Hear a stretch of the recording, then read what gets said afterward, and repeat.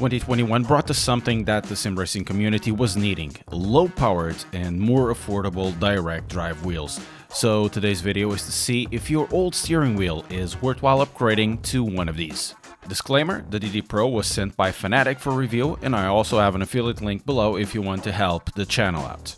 Though I only have at hand the DD Pro, which is essentially the same wheel as the CSL DD plus the PlayStation support, the base premise of this video also covers the Simagic Alpha Mini, except where the PlayStation support or the larger ecosystems are concerned. Of course, everything I say in this video in regards if you should upgrade or not from a specific wheel are my opinions. We need to preface this video with: should you really upgrade to a new wheel? In my opinion, unless you have something missing from your current setup or it's accusing signs of wear and tear, it's unlikely that you really need to upgrade. After all, as I've shown last year, a G93 with a decent set of pedals can get pretty similar results to a Fanatec DD1, which is currently my main wheel. Therefore, in this video, I'm assuming that you really need an upgrade or you already set your mind on one. For today's video, we're going to have an assortment of wheels: the Logitech G wheels, the Trustmaster T150, the Trustmaster T300, and the old Fanatec CSL. I don't have either the Trustmasters at the moment, but I've had them in the past, so I can infer from this experience. I will talk about the TS and TGT bases briefly, where the context applies. Also bear in mind that in many cases, it's not only the wheelbase it will be necessary, but also getting a steering wheel and a pedal set in most cases. Sometimes you can get all of these in a bundle. Therefore, we should start with the Logitech G wheels. If you are coming from a G25 or G27, they will be showing signs of wear and tear by this time. These two wheels are different from the newer G29 and G93, as the gears are not as smooth and they lack the buttons of the newer wheels.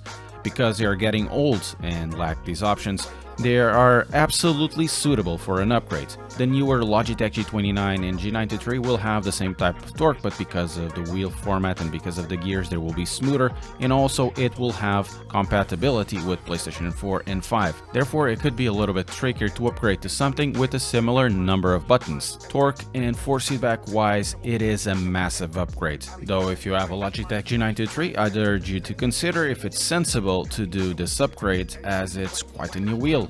All in all of them are worthwhile, but consider pedals and the age of your equipment. So, in both cases, it's a yes to upgrade to either of the versions of the CSL. Going towards the competition of the Logitech, the T150 and TMX for me are a bit easier to recommend an upgrade.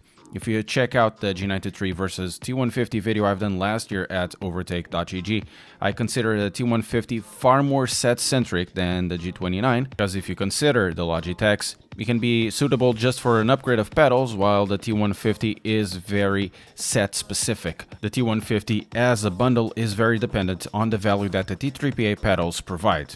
The wheelbase is inferior in my opinion, the wheel is finicky, it's not particularly smooth, the torque levels are low and rotation speed is also on the low side too. The set is good, but is definitely aging. It has been replaced by the new T248, therefore even Trustmaster thinks that, and it's with a good reason in my opinion. It could be now time to move to something a little more modern.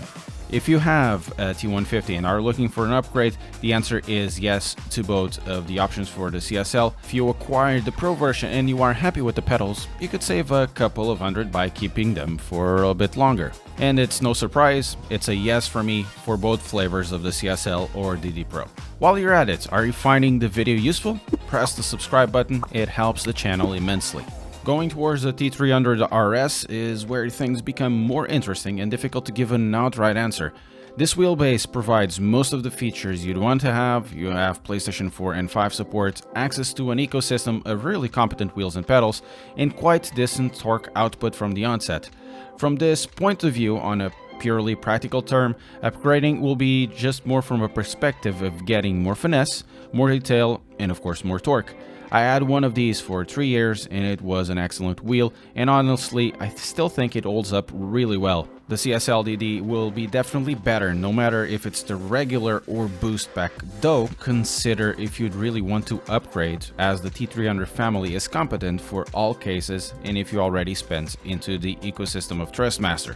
Just like the T150, if you already have a set of decent pedals and you don't really need the PlayStation support, it could be very well done to keep your current pedal sets. But once again, it's a yes for me, but with all of those asterisks.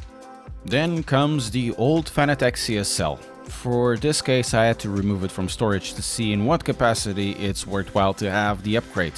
This is not a straightforward recommendation, as the CSL has more torque than the base CSL-DD, so it will be 6 versus 5 Nm respectively, though it comes with the advantage that you can use every single peripheral you have, therefore ends up being the cheapest upgrade in this list. Test done, here are my conclusions that some of you that have done the upgrade might disagree. The CSL-DD is better in both cases, not by much, even with a lack of torque in the base version. Though honestly, I wouldn't upgrade from the CSL Elite to the CSL-DD base version. For the 8 Nm version, it's a yes, the upgrade potential is absolutely there, though I'd ask if it's really worthwhile to pay for a generational upgrade, even if with some significant advantages. So for me, that's a depends and a yes with an asterisk respectively.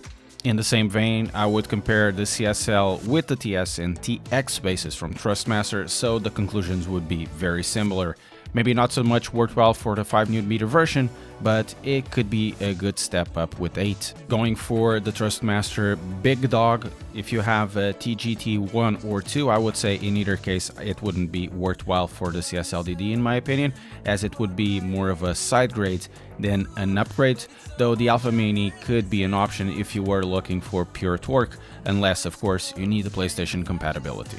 I should once again reiterate that you should consider the compatibility for the consoles and the ecosystem. Trustmaster's ecosystem is quite large and affordable, therefore not all jumps could make sense particularly to you. In some cases it could be very well the case that pedals can be used, so you can save some money. Also consider where you are attaching the wheel to. I've tried the CSL-DD clamp on the desk and it wasn't the best of experience. The clamp seems to be flimsy at higher torque. Some viewers complain it broke. Well guys, I hope this video was useful to you. Let me know in the comments your experiences with the upgrades to the CSL-DD or any other direct drive of this type you've had. Thank you very much for watching, and I'll see you next time.